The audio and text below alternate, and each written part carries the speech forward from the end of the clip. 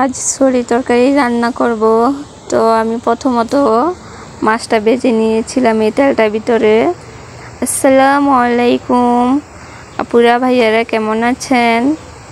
আমিও আল্লাহর রহমতে ভালো আছি। প্রতিদিনের মতো আজও চলে আসলাম শাশুড়ি বৌমার ব্লগ নিয়ে। তো দেখেন আমি পেঁয়াজ কুচিটা দিয়ে দিলাম তেলের ভিতরে। তো আমি প্রতিনিয়তই বলি আমি পেঁয়াজটা বাদামি কালার করি না। তো আমি পানি দিয়ে দিলাম পরিমাণ মতো, যেন মশলাটা ভালোভাবে কষানো যায়। হলুদ গুঁড়া দিয়ে দিব 2 চামচ, মরিচের গুঁড়া দিয়ে দিব। আমরা একটু ঝাল খাই, তার জন্য একটু ঝালটা বেশি করব।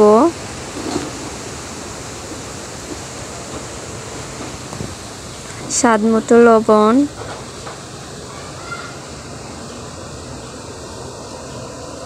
তো আদা বাটা রসুন বাটা দিয়ে দিব এখন।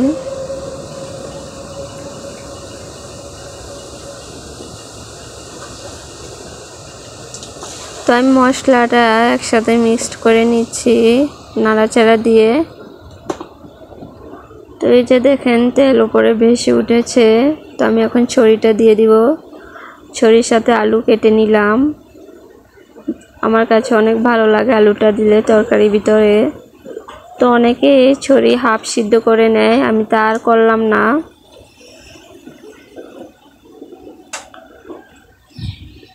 তো জল দিলে এমনিতেই সিদ্ধ হয়ে যায়। তো আমিও ভালোভাবে কষিয়ে নিব। যত কষাবেন তরকারি ততই ভালো লাগে খেতে। তো এর মাঝে একটু কথা বলে নেই, আমার ইউটিউব চ্যানেলে নতুন আপু ভাইরা যারা দেখছেন অবশ্যই সাবস্ক্রাইব করে পাশে থাকবেন। আর পুরাতন আপু ভাইয়াদেরকে অসংখ্য ধন্যবাদ।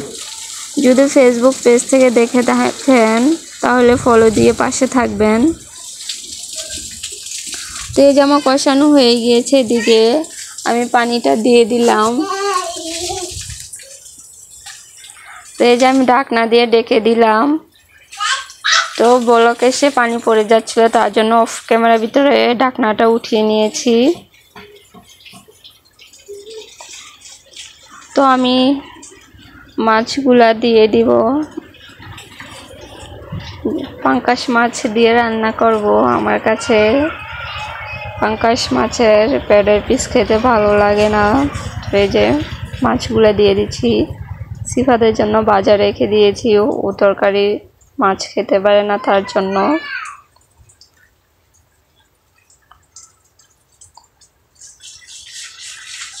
তো আপুরা ভাইয়েরা, আমার ভিডিওটি যদি ভালো লাগে অবশ্যই লাইক দিয়ে পুরো ভিডিওটি কন্টিনিউ করবেন। আজকের ভিডিও এই পর্যন্তই। আল্লাহ হাফেজ।